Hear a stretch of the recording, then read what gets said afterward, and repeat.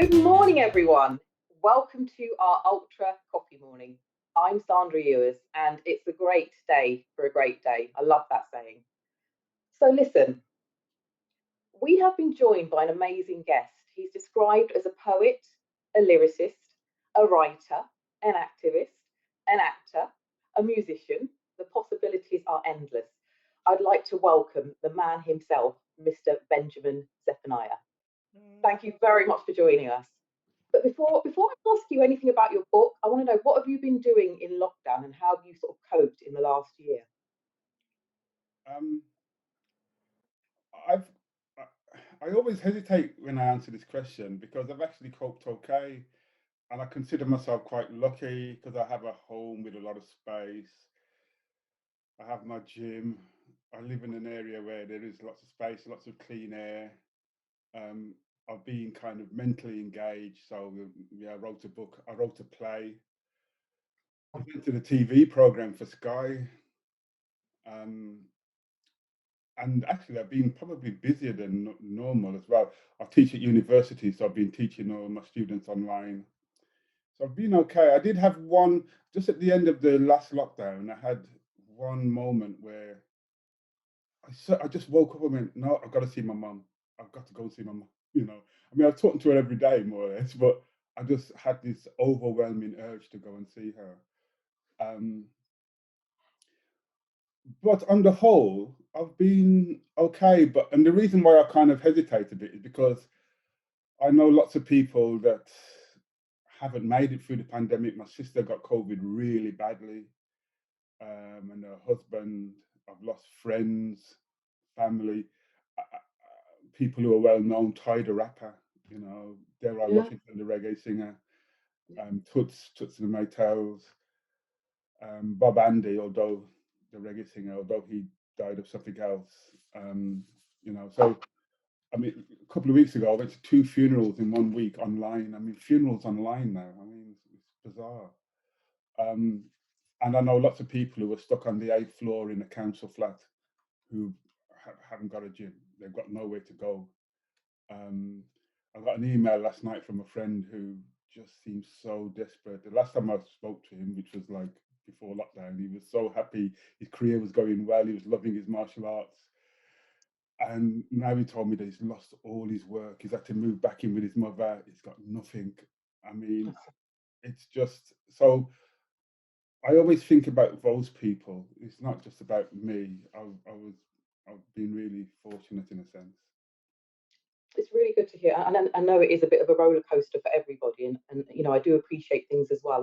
And thinking of the losses that you have had and all the people that we have lost along the way.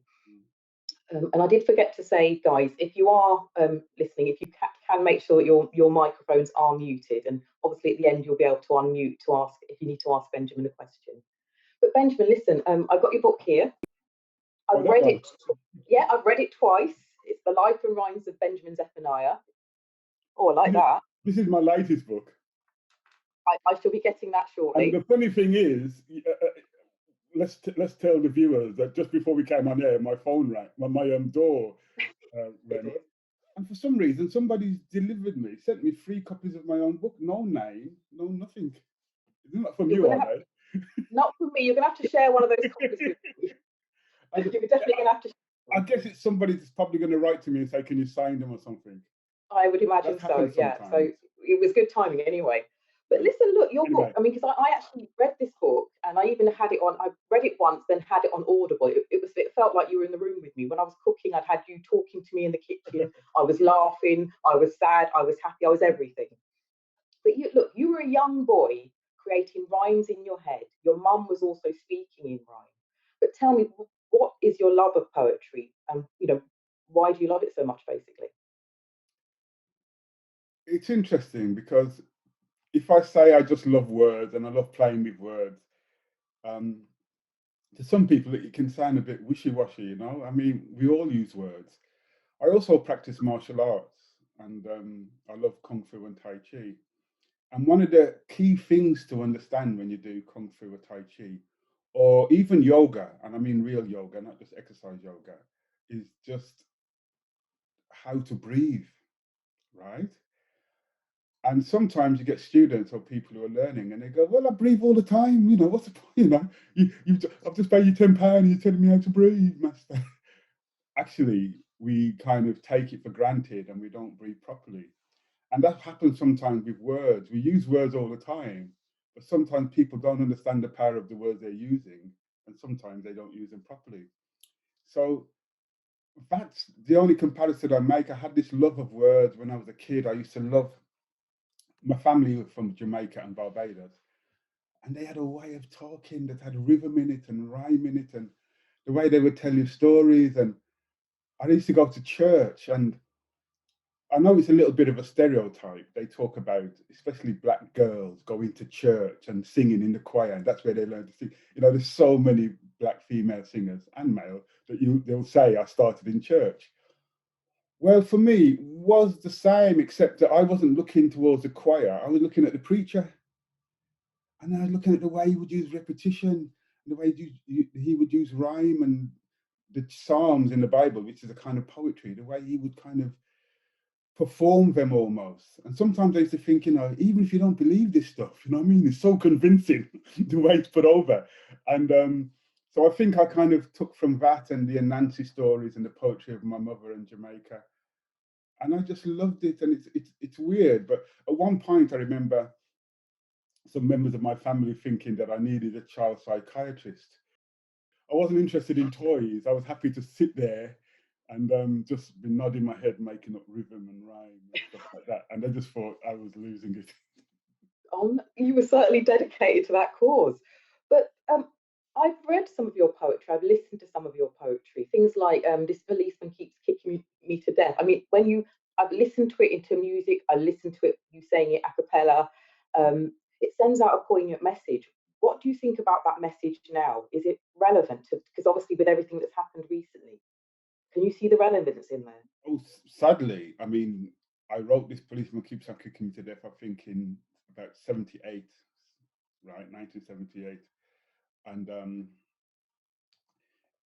I remember I went on one of the first black TV programs, Black on Black, with Trevor Phillips when he was a revolutionary, and and I did that poem, and because there were so few black people on television then, and when they came on, they tend to be doing their thing. Nobody came on and said, "This is what happens to us in the police stations at night." And in those days, black people were just being beaten up by the National Front, beaten up by the police. Nobody cared, you know.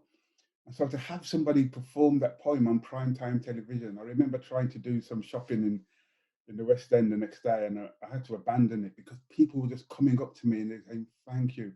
I actually had a couple of days later, somebody come up to me and he was literally in bandages from being beaten up by the police.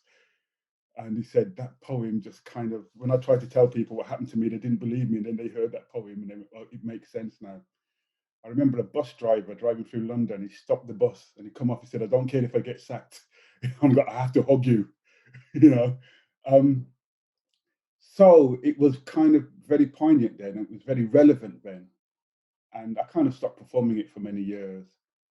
And then sadly, after the George Floyd incident, people started to play it again. People started to request it again, um, which is very, very sad. You know, it's just the way it is. Um, and I always say to people, um, when we talk about George Floyd, it is relatively easy for some people because it happened over there in America where they've got guns and all that kind of stuff. Um, but you know, Christopher Elder, Sean Rigg, um, my cousin Mikey Powell, Mm. um, Ibrahim Say, these are all black people who died at the hands of police. They weren't shot in Britain, you know. So we can't think that we are better or safer than them and that it wouldn't happen here. It's happening here. No, I certainly agree with you on that. And it's, our thoughts go to obviously all the families that have lost loved ones. But the relevance of also Money Rant, you've got a poem called Money Rant, and with the lockdown now, with everything that's been happening, there's a lot of relevance with Money Rant about what's important to people and why money is important, but why it's not important at the same time. And the relevance of knowing what's important in lockdown. Well, How would you, I mean, how would you describe your poetry? What are you trying to achieve with it in terms of, especially with Money Rant as well? well, money rant, I think, is an eternal message as long as we have the kind of capitalist system that we have. Actually, I wrote it. I always tell my students that there is, you can, with Money Rant, it took me about an hour to write it, which is very short for such a long poem. But I was thinking about writing it for about 2 years. I happened to be, I don't know if you've heard of Maynard Keynes. When we talk about the Keynesian economy, he was the guy that Yeah. thought it up. He said we must invest in infrastructure. We can't just measure our wealth by the money in the bank, which was quite revolutionary at the time, which kind of led to the kind of economy that could make the National Health Service and all that kind of thing. I happened to become friends with his grandson, Simon Keynes, at Cambridge University. And I remember talking to him and talking to a lot of other people about the economy and how it works. And I realized that it only works because we believe in it. At one time, shells in the sea was a kind of currency. At one time, shells from the sea, I beg your pardon. At one time, salt was a kind of currency. You know, in different parts of the world, different things are being currency. And you know, on our money, we have a thing that says, "I promise to pay the bearer the sum of." Up until quite recently, you could walk into a bank and say, "I don't want this money anymore. Give me my gold." Nobody ever did it. But they, you know, they just trusted that you would hand the money on, and the system works because we believe in it. If we stopped the world right now and said, "Right, okay, everybody pay back what they owe," there wouldn't be enough money in existence because most money now exists only on computers. And so I thought about all this stuff, and I just thought, and then some people say, "Well, I'm working hard to earn a living," you know, and people talk about earning, you know, earning bread as it was, and I think, well, you can't eat money. You can't eat money. And so I was thinking about it for a couple of years, and then I just wrote it. And the Oxford Book of Money actually published that poem. They have this kind of annual book that comes out for economists and whatever. And I think it's the first time they've ever published a poem in there. It's usually kind of hard facts and figures and statistics. Um, we have to find value in other things apart from money. And especially in this pandemic time, we've realized that a lot of people found that they can't rely on money. And they've had to rely on friends, they've had to sometimes rely on charity, they've had to rely on love. Um, so that's what it's about. And, you know, when I'm writing poetry generally, I mean, I'm not really thinking, oh, you know, is this poem going to be relevant in 20 years' time? I'm writing about how I feel now, and I'm trying to express the emotion that I have at the time. And sometimes it just has longevity, you know. There's another poem of mine called People Need People. To walk to talk to cry and rely on. People will always need people. To love and to miss, to hug and to kiss. It's useful to have other people. To whom will you moan if you're all alone? It's so hard to share when no one is there. There's not much to do when there's no one but you. People will always need people. And it goes on like that. I wrote it like 25 years ago or something. And then suddenly, because of the lockdown, I did it under one show and bang, it kind of went viral in its own way. And then me and some students at university did a music version of it. And people realized that we need people, you know. And I wrote it for an obscure little children's book I did years ago. And it just had a new life of its own. It kind of got rediscovered. Um, and I guess, I mean, people will judge me in years to come when I'm gone, but that's what poetry should do, I think. Poetry should kind of either be relevant at all times, or be a reflection of what it used to be like, you know. Yeah. The thing with Shakespeare is that, I mean, I'm no Shakespeare expert, but I do know that when Shakespeare's work was being put on in his lifetime, people weren't over analyzing it the way we were doing it and sitting down and having to concentrate, because it was the language of the day. You know, he sounded like me, a bit brummy, probably a bit Jamaican, who knows. But it was the language of the day. And so when we read poems now, I mean, if you say something like, he went into the dance and the beats were kicking, most people know what I'm talking about. But in 100 years' time, somebody will sit down, he walked into a dance. How can you walk into a dance? Isn't a dance something you do? And the beats were kicking. What are you, you know?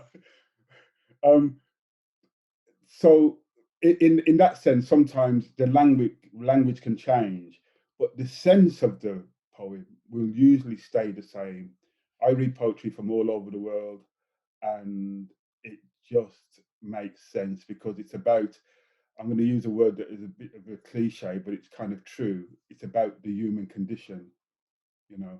And the great thing about poetry and literature is that you can be in Buckinghamshire, a black woman in Buckinghamshire. You can read the poetry of a woman in the watery plains of Bangladesh and just connect with it, you know, as a woman, as a human being. It's a great thing about what we do, you know. I love it. And the other thing I was thinking that as well, they say that when people read poetry, sometimes we each interpret it how we want to. Yes. But let me think about, thinking about your life as well. You grew up in Birmingham, and I know that it wasn't easy for you all the time. But looking back, when you think about yourself at a young age and all the things that you went through, how does that make you feel now when you look back on your life and compare? Did you ever think that you would get this far? Well, you read a story in my autobiography, right? Which is absolutely true. When this guy comes to me and he says, "What do you want to do when you grow up?" And I said, and it was a thing called the Boys Brigade. And I don't know if any of your viewers will remember. I think it's still going. The Boys Brigade, but kind of getting boys to be kind of slightly military and kind of disciplined and stand up straight and wear a uniform. And this guy comes along and he says to all the boys, he said, "What do you want to do when you grow up?" And like a lot of boys, somebody went, "I want to be a policeman, I want to be a soldier, I want to be a fireman." And he came to me and he said, "What do you want to do?" And I said, "I want to be a poet." And he went, "Poet? Poet? When was the last time you saw a poet skin a rabbit?" And I've never seen anybody skin a rabbit. But I always knew what I wanted to be. All the things that I do now, I had a strong vision of me doing that when I was 8 years old. A lot Wow. of it was invented because I didn't have any role models. I didn't see anybody else doing it.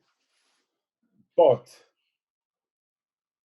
I guess when I was about in my teenage years, adults around me said, "Come on, get real.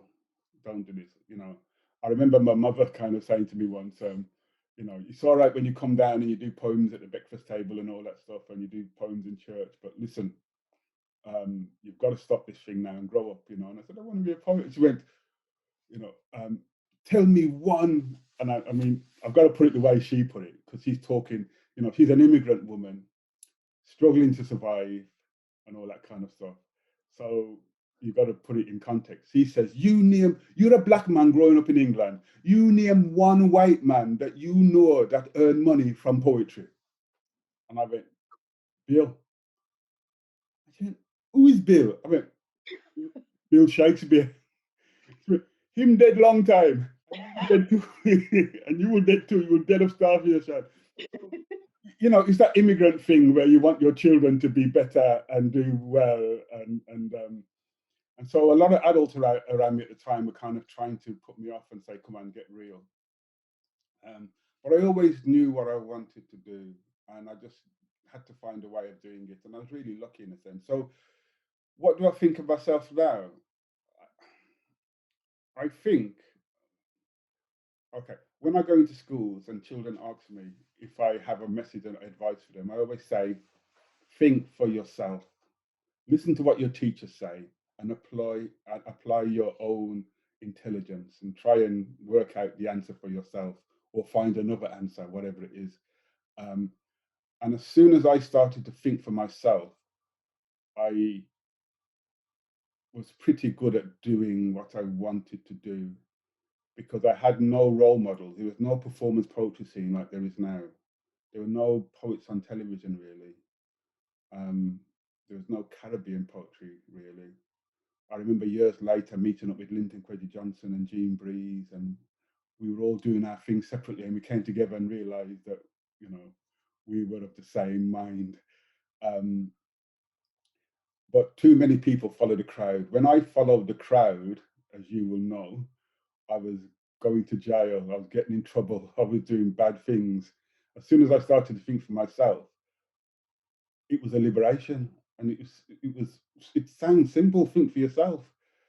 Well, it's kind of hard because we're so conditioned. And as men, especially, we are so conditioned to kind of not talk about our feelings, to have this kind of warped relationship with women. I mean, there's so many things that I had to untie in my head. But as soon as I started thinking about myself, it was liberating, and I could become the poet that I wanted to be. Fabulous. And the thing is, speaking of liberation as well, you're not just, it's not just about you writing poetry. You've also been fighting. You're like a freedom fighter. You were fighting for Mandela. You were fighting for the miners. You were, you're famously known for the fact that you became friends with Mandela, and you sort of formed a friendship. You worked with the Whalers and made a song as well about freeing South Africa. What was that experience like, and why did you really feel so strongly about it? I mean, I felt strongly about apartheid, but I was watching it rather than doing something. Us talked about it but didn't do anything, and you did. So Well, why did you feel so strongly? well, it's a it may have been a bit naive at the time, or maybe it's not. I don't know. But I always felt that if you're going to write poetry and you're going to be out there in the community, then you should also do something about the things that you're talking about. Um, and this may sound a bit. I don't know if this is in the book actually. I think it is actually. I was when I was young. I wanted to start an organisation called. This may sound shocking to some people, but bear with me. The IRA, right? The Independent Rasta Army, right? Because I wanted to fight for freedom, and my hero as a kid was Angela Davis. And the symbol of Angela Davis sometimes was just a fist, and you knew it was Angela Davis, or just the afro. I remember I went to school and I had on one trouser leg I had the Angela Davis afro, and on the other leg I had the fist. And the teacher said to me, "Take them off," wipe them off or whatever. And I actually pulled my trousers down in front of the whole class. And everybody went, I mean, all the kids started laughing, and the teacher said, "I didn't mean take them off." And I said, "I was just doing what you told me." Um, because I really admired those freedom fighters. I didn't quite understand everything, but I just saw these really strong black people kind of fighting for our rights. Muhammad Ali. I Oh, mean, I like boxing now as a kind of keep fit thing, but then it wasn't about the boxing with Muhammad Ali. It was about the things he would say when he came out to the ring. And he would talk about kind of civil rights and human rights and stuff like that. And I just always felt that I had to play my part. So I've been really lucky that just recently I've been thinking about it. And I think as I get to the age I get to, and I just think, gosh, I'm really lucky. First of all, to have lived in an age of Mandela and Marley and some of the great intellectuals. I guess, there were great intellectuals before my generation, but not only have I lived in this time, seeing the freedom of South Africa, and another thing that's not so well known but was close to my heart, the freedom of East Timor. Um, but I've got to know the figureheads, the leaders like Mandela and other people. So I've just been really lucky. But I've always said that I've always managed to just stay myself, to be myself. Um, I've never worshipped any of those people. Um, I remember once when I in my office in London, I had a massive argument with Nelson Mandela on the phone, and there were some people there, and we slammed the phone down on each other. And they went, "What? You just put the phone down on Nelson Mandela?" it's a bit of a long story. And then we rang each other back, and then we apologized and said, let's talk. And it was about a friend of mine. Well, he's the poet at his inauguration, a friend of mine called Mzwaki Mbuli, who was in prison wrongfully. It's a long story, but me and Mandela had a big argument about it. And so, they were human beings. And sometimes when people looking back on the life of Malcolm X and they say, well, he did this and he did that, we're all flawed. We've all made mistakes. We've all did, we've all did things that we regret. The thing in life is not to do them again, you know. And so, yeah, I do feel blessed in that way. And sometimes when people say to me, what are your great ambitions now? I feel really embarrassed because I don't really have any. I want to do what I'm doing now, just do it better and better and better, and write better books. And there are still lots of struggles now. There's some, when it comes to women, for example, there are some things that women are talking about now. And I thought, God, we were talking about that in the 70s.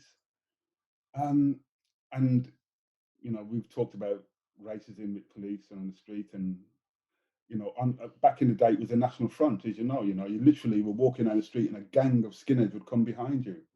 Well, where have they gone? They've grown their hair, they've put on suits, and now they have positions of power, a lot of them. So your racism is not from the boots of a kid on the street. Your racism comes from somebody sitting behind a desk in an office. It's administered to you, and that's more sinister because we're not in those spaces. We can't get into those places.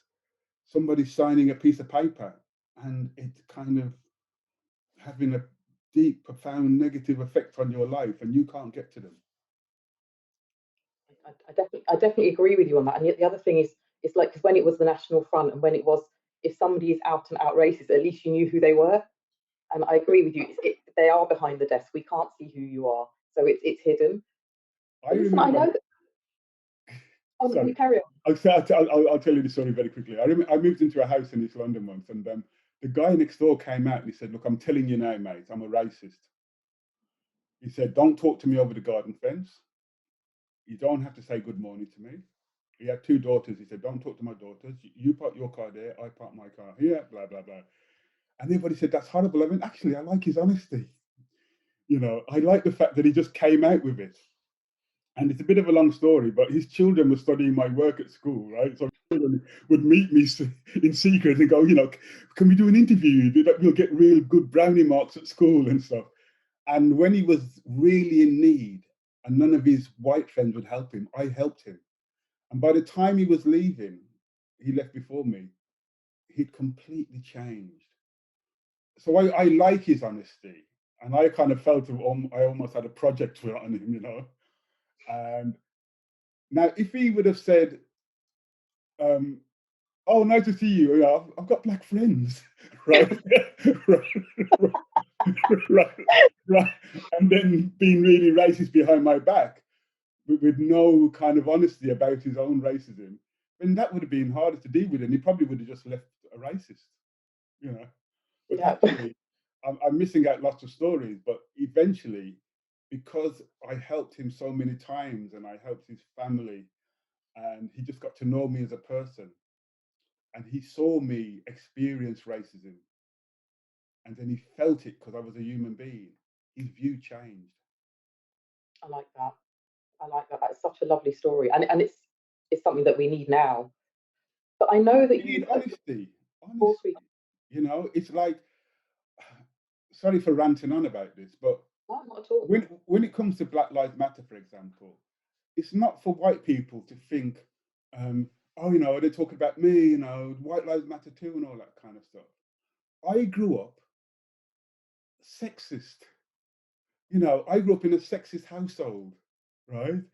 And I had lots of sexist traits. And then when I realized them, I didn't go to women and say, you got to do some workshops.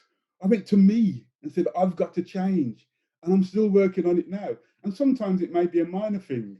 Sometimes I find myself, because I've got a loud, deep voice, talking over women. And I stop and I go, I'm really sorry, Sometimes, sometimes I'm just having to check myself. Doesn't mean I'm an evil person. I'm just trying to correct some of the things that um, what's the word? I got habits I got from my family and especially my dad and men around me. They were kind of, I inherited, that's the word I was looking for, kind of bad attitude. And as soon as I realized it was wrong, I've been on this lifelong quest to change it. Doesn't mean that I hate women, it just means I'm trying to make myself a better man. And as long as we're honest about it, then we can deal with it. Definitely. It's good to hear that you don't hate women. Thanks for that anyway. No, but I do understand where you're coming from. But listen, in terms of that, as a man who's, I know you're really, really well travelled. I know that, have you got a minute to tell us about the Yugoslavia thing? Because you came, when it was a former Yugoslavia, became very big out there. How did that come about? Well, sometimes a lot of artists will understand this. Sometimes you just get fame in a really obscure country that you've never been to or something for one reason or another.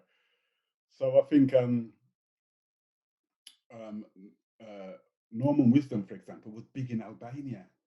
Oh, I goodness. mean, he just took off in Albania. For me, it was Yugoslavia. Um, they just somehow got hold of my first album, Rasta, at a time when they didn't really have reggae and it wasn't open, and the album just took off. So I went and did a tour there, and it was massive. I mean, I still think to this day, apart from the festivals always have big crowds. Um, to this day, it's my biggest paying audience. I mean, it literally was people as far as the eye can see. Um, it's a really good tour. And then they released the album in Yugoslavia, and I became what I call, well, not just what I called, I became, in fact, a Yugoslavian millionaire. Wow. But it didn't mean much. I remember one day somebody paid me some money, and I don't speak the local language, and I had it translated, and they said, oh, it's just about kind of about £60 or something. And when it arrived in about 4 suitcases. I mean, I mean, right, so the value of the Yugoslavian dinar was like very low. So I was a Yugoslavian millionaire, and it was quite a lot of money. And I couldn't, in those days, you couldn't take it out. So I had to spend time there just spending money. It was really bizarre. I'd get a helicopter to go clubbing and stuff. It's really Wow. weird. Imagine somebody giving you, I don't know, £2 million now and saying, well, spend it quickly and they get out of the country. I definitely think I'd be able to do that. Wow. Talk about living the life. But listen, have you got a favourite country? Because you have visited other countries. And I know that I read somewhere that you were learning Mandarin. And should I say ni hao? Ni hao. Ni Yeah, hao you were ma? learning. So do you have a favourite country? No. I mean, I have favorite countries for different things. I love the martial arts and the kind of spiritual culture of China, which is a bit weird because now Chinese don't even like martial arts and the spiritual culture of China. I mean, they kind of become capitalist. Um, I like the music of South America, Brazil, Jamaica. Um, I like the food of India. Um, there's little bits of elements of different countries that I like. I wish I could just put them all into one and just bring them home to Lincolnshire. That would be wonderful. um, but now different countries have their kind of uh, positives, and then they also have their negatives. I go to some countries and I really like it, and then I find something really bad about the country. I love China, and then sometimes I see the thing the government do, and I go, "Oh my gosh!" And the people say that when you visit a country, you should talk to the taxi drivers, and you'll get a good view of what the country's like. I completely disagree. Taxi drivers will give you, on the whole, a very male view from their car, and from the way they interact with people. Go and ask the women, and that's a different thing. I've been in countries where the taxi driver said, "Oh, it's wonderful here. We got freedom to do this. We got freedom to do that." And then the first woman I talked to says, "No, we can't do anything. We've got to do this. We can only wear this. We can only do that." And I go, "That's a different story." So, um, it's difficult. It's difficult to judge countries when you're just visiting them. I used to say something which was this is really funny. I don't know if I can talk about this on this. I can say this on this program. It's a family show. I need to warn you, it's a family show. No, So I won't then. if there, It's not really horrible, but I won't do it. well, let's move on, and hopefully we can catch you at a later stage in an evening, and you can share that Yeah. story with us. But let's talk about. There's two words I've got to say to you, and I am a fan, I'm afraid, of Peaky Blinders.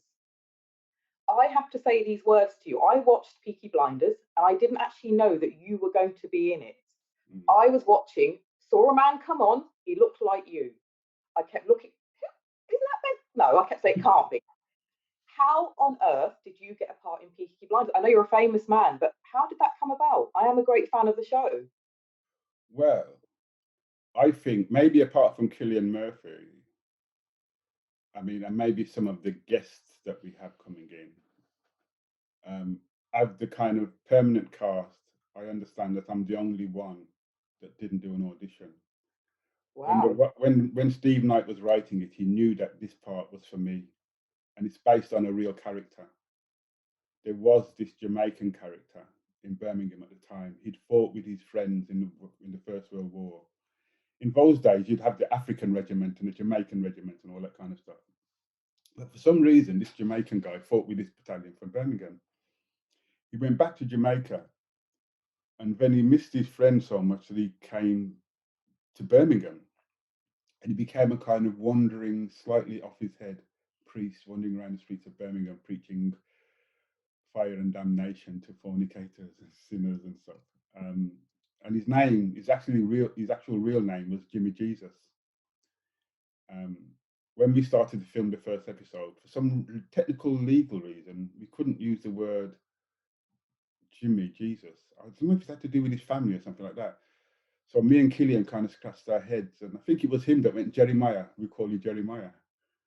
And obviously nobody can copyright the name Jesus, so we kept that. So I was called Jeremiah Jesus. And I remember doing the very first episode. The very first episode, almost the first scene. I think it's the second or third scene, but it's the first scene that we shot, where Killian comes into town on a horse, and I'm standing on the street, and I'm preaching, and he nods to me, and I nod back. I remember filming that scene, and then we sat down together, and we said, a gangster drama set in Birmingham in the 1920s. It's not going to take off, is it? You know, and we were so wrong. It completely took off. So I'm really proud. I'm literally I've just come back from doing part of my piece in the next series. Wow. I look forward to it. I love it. So And yeah, I hope at some stage you'll let me meet Killian as well. We're all fans of all of you, so it's amazing. But look, I'm gonna come to an end shortly. But there's two questions I want to ask you. One of them is that you are really well known for the fact that you turned down an OBE. Just tell me about that experience and why you did that. And it's obviously whatever you do is always your choice. But what was that all about? well, it's interesting. I mean, I think the fact that I'm known for it tells you something about it. And I always kind of feel slightly embarrassed by it. Not I'm proud that I turned it down, but that people know me for it, because I consider it something that I didn't do. I didn't take the OBE. It's not something I achieved. It's something I didn't do. Um, People must understand that this comes out of war and empire. These medals. That's when they started. And the idea of the empire for me is, people may say we don't have an empire anymore, but I don't even believe that's true. You know, we still have Falklands and we still have Gibraltar, and there's some places nearer to home that some people will argue are kind of colonies. But the transatlantic slave trade is over now. But if there was a medal that was called bluntly, you know, the Order of British Slavery, I wouldn't want that next to my name. And I don't want empire next to my name, because they equal the same thing. You could not have had empire without slavery. So why would I want them to attach to my name? Now, I don't put down or don't criticize people that take it. I can't understand why you would need to, but I can't not hold my head up and then call myself a freedom fighter and a revolutionary. I just feel it would be hypocritical. Um, so, I did it for my own conscience. The empire is no more. We don't need to use the word. And, another follow up question that people say is, well, if you didn't have the word empire, would you take it? And the answer to that is still no. I don't mind getting recognition from, UltraVision TV and my peers and people like that, but I don't need it from the state. I don't need it from the state, and I don't need it from the monarchy. And it's very interesting, since I turned it down, there's been some people that have turned it down, and some of them say that they think about me when they do it, and even people that have accepted it say one of the first things they think about is me. People had rejected it before me, but I think I was the first person to reject it and articulate exactly why with a kind of big article in the Guardian. Um, so people have rejected it, and people I've been speaking to, people. Sorry, I think about people have been offered it, and then they call me or they speak to me and they say, Benjamin, should I? And I always say, well, it's up to you. I'm not going to tell you what to do. But it's worth saying that there are some people like Yasmin Alabaya Brown. Her, the journalist. I don't know if you Yes. saw. I don't know if you saw what happened with me and her on Channel 4 News. Yeah, you really sorted her out. Well, not Well, sorted her out. the thing was, I mean, for those people that didn't see, we were in a debate about it. She had accepted the OBE, and she said to me something like, and I'm paraphrasing all this now. She said, "Well, she took it to inspire Asian girls." At the time, I was living in Newham. I was surrounded by Asian girls who looked up to Yasmin Alibaya Brown without OBE or MBA. And I said to her, I said, all the Asian girls I know, they love you anyway. And in fact, in their eyes, you've gone down in their estimation for taking the OBE, or words to that effect. And I said, you don't need it. And she interrupted me. She went, Benjamin, stop, stop, stop, stop, stop. That's it. I'm giving it back. And she wrote a really brilliant article about how do you give it back? Do you go to Buckingham Palace and wave to the Queen and say, can you take this back? Returns envelope, I think. Sorry? Return envelope. Yeah, something like that. But I'm not here to persuade people. I'm just here to say to people, just, as artists, we don't need it. And if you're anti-imperialist, you certainly don't need that attached to your name. If you're against slavery and empire, you really shouldn't have it attached to your name. If you want it attached to you, then that's your decision. But for me, I like to be able to look myself in the mirror every morning and say, I'm trying my best and I'm being true to myself. And I know that I wouldn't have been able to do that if I would have accepted the OBE. I've got the greatest respect for you because you made your own choice, and that's good for you. Mm. My final question, because I'm going to let the audience ask some questions, is the fact that you have lived a very healthy lifestyle. And not to say that any other lifestyle is still healthy, but I know that you're a vegan. And many moons ago, if you'd said you were a vegan, to my mum, that would have been that you just said that I'm an alien. So, what is it like living life as a vegan? And you're quite self sufficient as well. So, tell us all about why you became vegan. Well, I went vegetarian when I was 11 years old. I had a conversation with my mother, and when I realised that the meat actually was an animal, for some reason I didn't think of it as an animal. And I was always a reluctant meat eater anyway. Like some kids don't chew their vegetables and don't want to eat it. Well, I was like that with meat. It just felt strange in my mouth. And then when I realised it was an animal, I just stopped and I said, I don't eat my friends. And a couple of years later, I was looking at some material about human beings and why we get milk and how we get milk, and the fact that we have to keep the cow pregnant and milking at the same time. And I always think my veganism started as a kind of feminist act. I just felt a female has a baby, you take the baby away, and the milk that should have been for the baby, you take it and give it to human beings. And I just thought that doesn't make sense. And when I read that human beings are the only animals to drink milk after infancy, you know, we're the only animals to drink the milk of another animal. I mean, you can say your cat does it, but we make the cat do it. And some animals that do it at extremes when they're really struggling to survive. But normally, you know, a cat doesn't go to a cow and say, "Can I have some milk?"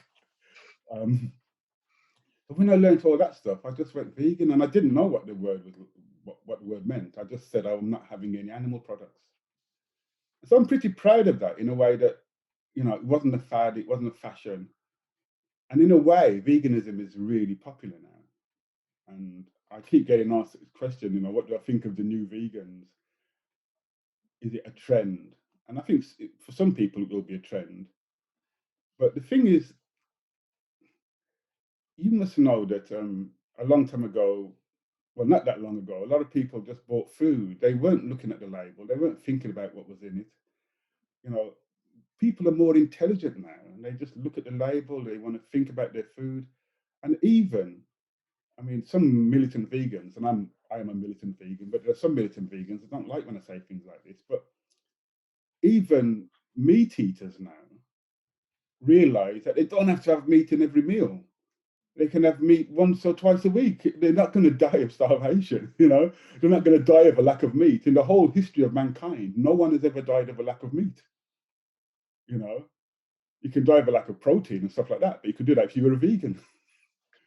You know, and there are good vegans and bad vegans. I mean, my friend has got a vegan junk food shop. You know, it's real junk food, but it's vegan.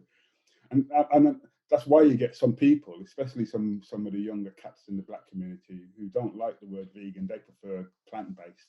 I understand that, but I got no problem with the word vegan because I like vegan junk food sometimes. Every now That's and good. again, every now and again, I love greasy chips, and I'm a sucker for cakes. I just have to have cake and chocolate every day. That's my addiction. Fair play. No, whatever floats your boat, and I know that health as well. So fair play that you are a vegan, and you know, healthy eating is important even right now. Yeah, but Um, I exercise every day. I got to say that I exercise every day. And I meditate, either still meditation or Tai Chi or yogic meditation every day, unless for some reason, you know, there's an emergency on or I can't. And I just believe in this balance. So every now and again, I can have greasy chips. Fair play. They say a little bit of what you fancy. Benjamin, listen, I want to really thank you very much for answering all these questions. I mean, it's fabulous. We haven't even got enough time. There's about a million questions I want to ask you, but I'm going to put it out there to the audience because I know that somebody must want to ask you a question. It's not possible that somebody does not want to ask you something. So can I put it out there? Does anyone want to ask Benjamin a question? If you do, say aye. I I, Brilliant. Hi, is it I, Tiven? yeah, I, Hi, Tiven. Have you got a question for Benjamin? yeah. So I remember listening to one of your documentaries before with someone else. Can't remember who. But I remember you saying that you'd want to get buried in a. Oh, I forgot what you call it now. Not one of those with the baskets. No, you want to get buried in a. No, sorry. You said you want to get buried in a. What do you call it? With lots of in a forest. Sorry. oh, Yeah. yeah. Can Well, you elaborate on that for me? well, no, this may sound a bit morbid, but when I was about 30, I organized my own funeral. And I saw a program about how funeral businesses rip people off. And I looked at the law on burying, you know, being buried. And there's so many things that people don't realize about, you know, about being buried. I mean, for example, people don't realize that if you own your house, you can be buried in your own garden as long as it's 6 foot away from the building and 6 foot down. Um, you know, you don't have to be embalmed. Burying people is very bad for the environment if you're embalmed and you've got brass on the coffin and all that stuff. And a lot of these funeral businesses make so much money, um, and they make a lot of the money because they pull the wool over people's eyes, telling them things that they need when they don't need it. And when I saw that program, I won't go into detail, but I saw one thing that was a complete rip-off of this little old lady because she lost her husband. And yeah, I won't go into detail, but she paid so much for the funeral that she didn't need to. And I just thought, that's not going to happen to me. And I went and organised my own funeral in a forest, paid for it. I'm going to be buried in a bamboo kind of shroud thing, coffin, and a tree will be planted. There'll be no headstone. And guess what? My stepfather, when he heard me doing this, he said, I want that too. And so I paid for it for him. And a couple of years ago, he passed away. So we had to go to the forest. I had to see the forest where I'm going to be buried. And it was lovely.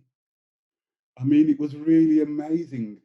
And it's out in the countryside. And, you know, I live in the countryside, but, you know, there's not many black people live in the countryside, and you never see big groups of them, right? This mass of black people descended on this woodland just outside Rugby. And my mother was quite upset actually at first. She said, well, we want a cemetery, you know what I mean, with the headstone and the gravestone and the church in the background, you know what I mean? She's like, but then she saw it and she loved it. And I remember when we were leaving, we looked back and we saw all my nieces and nephews just playing in the meadows, and it was beautiful. And it was a really nice day, sunny day. And we went, what a nice funeral. You know, it's a weird thing to say, but what a nice funeral. And then my mum went home, and then she must have been thinking about it. And for 2 days later, she came back. She said, I want the same thing, you know, and I booked the same thing for her. And so people don't like to talk about death. But it's one of these things, you know, when people pass away, people are scratching their head. What would he have wanted? What did they want? You know, what shall we do? I've, like I said, since I was about 30 years old, I've said what I want. There's no debate about it. I always tell people to make a will as well. Even if you haven't got a lot of money, just say what your wishes are, so that it doesn't leave your family in a state of confusion or even arguments. I've seen families argue when somebody has died, and I just think you've just got to be a responsible person. If you can be responsible about your life, you can be responsible about your death. I like that. Thank you very much. And Tivan, thank you very much for your question. And Benjamin, I love the answer. I'm going to there's one question that's come up in the chat that I think is very important that I should ask you. Obviously, with your history of dyslexia, someone has put here, how would you inspire someone who's dyslexic to write? Because you've overcome so many challenges. How would you encourage somebody? Well, I always tell them that their story is important. The writing of the story is just a technique of getting the story down. And dyslexia is not a mark of your intelligence. One of the things that we do in schools now and in university is that we use, I mean, like I said earlier, I'm not crazy about this idea of role models, but we show examples of people who were dyslexic and amazing. I mean, I'm not into making money, but Richard Branson is an obvious one. They can hardly read and write, but look how successful he's been. Einstein, for you know, I mean, look at the great ideas that he's come up with. I mean, there are so many people. Dyslexia is just, we have to think that people have just taught themselves how to read and write. Read and writing is not a natural thing to do, to see a squiggle and recognize it as a word. All the early languages were pictorial. You know, when you saw the writing, they were pictorial. I mean, you may have heard me say this before, but it's a rant I kind of bring out all the time because it's a fact. There's only one living language now that we speak and is written that you cannot be dyslexic in, and it's because it's characters, so it's Chinese.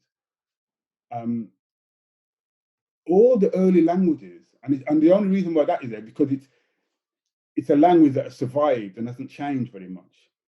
But Egyptian, you know, I'm no linguist, you know, but all early languages, when they're written down, were pictorial.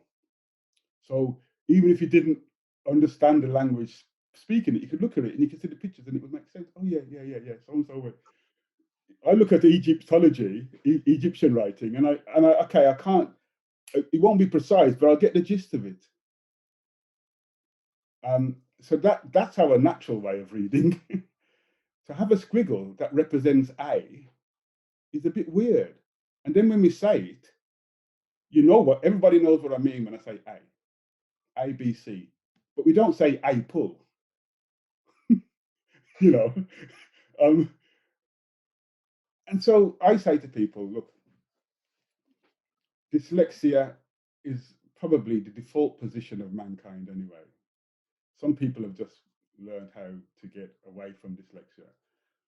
Some of the greatest minds in the world have been dyslexic.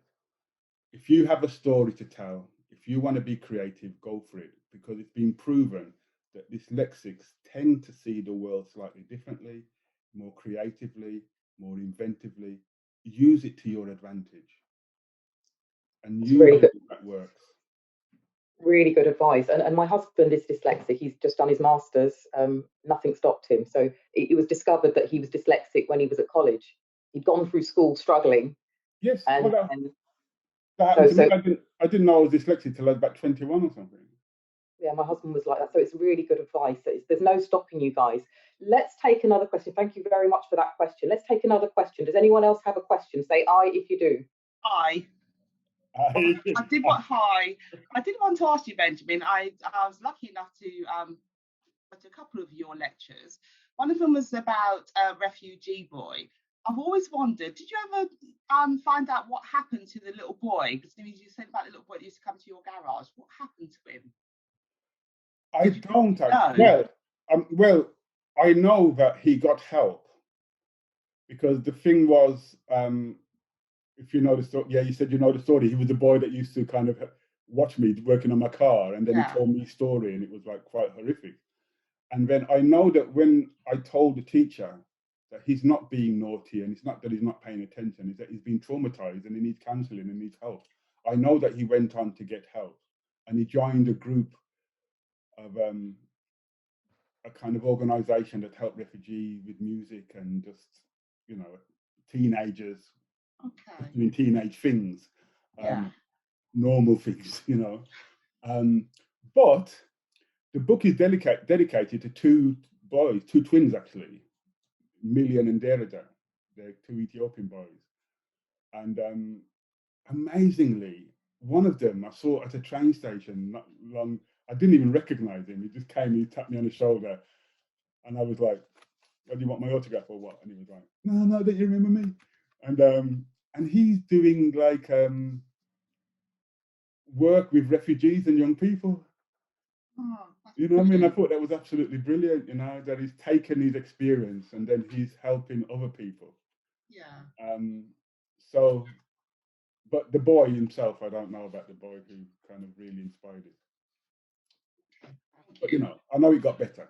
Yeah, no, definitely. I just always wondered. Thanks, Annette. Thanks, Annette. That was a lovely question, a great question. Let's take one more question. Has anyone else got another question? I'm going to read, if you haven't got a question, I'm just going to read one more question out of the chat, Benjamin. It says, would you ever stand as a member of parliament? And if so, what party would you stand for? The answer to the first question is no. I'm a anarchist. That may sound, I think anarchism is a really misunderstood idea. People think of people just going crazy. But if you look at the kind of how long mankind has been on the earth, we've actually spent longer without governments than we did with governments, and governments just messed us up. I believe we should have confidence and faith in ourselves to conduct our own politics and conduct our own spirituality. And we have so far removed from that now that we can't imagine going back to that natural state. While we have governments and we have the systems that we have to work with, I'm a realist. Then, you know, I don't know about running for parliament, but I can actually say that I've always voted Labour or Green. And, you know, it's tactical for me, basically.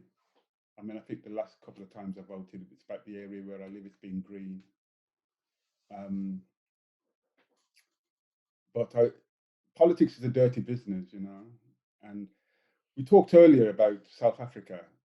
I remember seeing a photograph of Nelson Mandela and his first government, his first cabinet.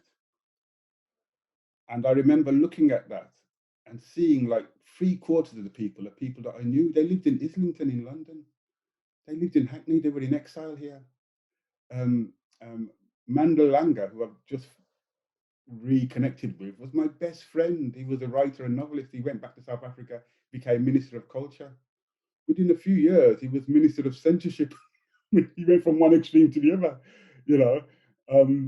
And I remember seeing the Labour Party as well, Tony Blair's Labour Party, and I remember looking at them and thinking, I know 2/3 of them. And very quickly, they got bogged down in their kind of own corruption. There's something about politics. I mean, if I had to pick a political party, right, an international political party, I know there's no such thing, right? There's two people I would have as their leaders, right? My choice would be Arundhati Roy. I don't know if you're familiar with her, right? No. Right? And Noam Chomsky, right? The American intellectual anarchist. Now, what do those two people have in common? They don't want power. You know, and that's the thing. If you want power and you are thriving for power and that's what you're obsessed with, I think you shouldn't have it. Right? And all the good people I see working in their communities, they don't want power. They want to do good, but they don't need power. And it's interesting. In the Spanish Revolution, when they had an anarchist, I was going to say an anarchist government. You can't have an anarchist government, but when they have an anarchist way of living, I mean, it was the communists that came and crushed it because they didn't want to show the world that people can live happily without a government. It was a bad example. Bad example. You know, so if you take away power, it's really interesting, and you haven't got people just fighting for the power. They can then concentrate on doing good things. If you haven't got this 4-yearly cycle of kind of having to be re-elected, then you just do the best for the long term. You know, has anybody ever seen a film called The Gods Must Be Crazy? It's a great little film, right? It's a typical African village. You know, the people are there all happily working away. They haven't got any government and they don't have any possessions. They just live in peace. And somebody's flying over and he's drinking a bottle of Coca-Cola and he drops the bottle into the village and the bottle lands and the people go, it must come from God. And then people start worshipping the bottle.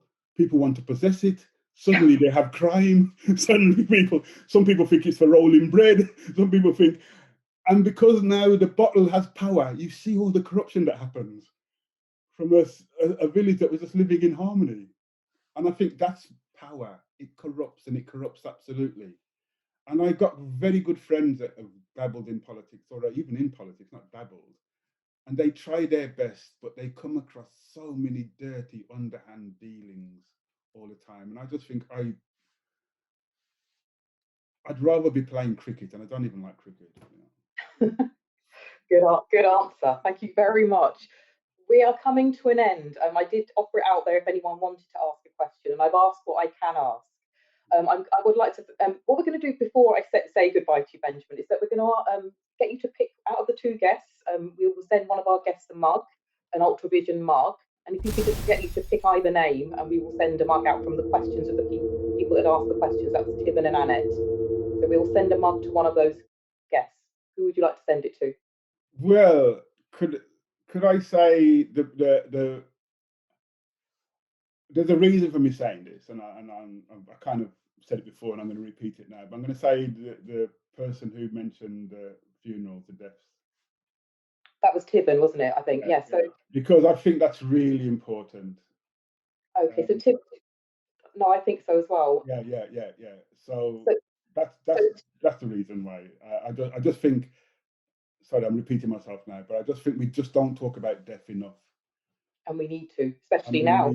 Especially now, because the power's been taken away from us. Like I said, I don't know if I said it, I think I did say it to you earlier. I've been to a couple of funerals recently and they're all online and it's so frustrating, and we've lost the ability to kind of take control of the way we die and what happens after our death. But when we get back to, I don't like to use the term normal. I didn't like the normal before, but when we are able to take control of our lives and our deaths more, I just want people to think about it more. So as a tribute to him, I'd like to give you that.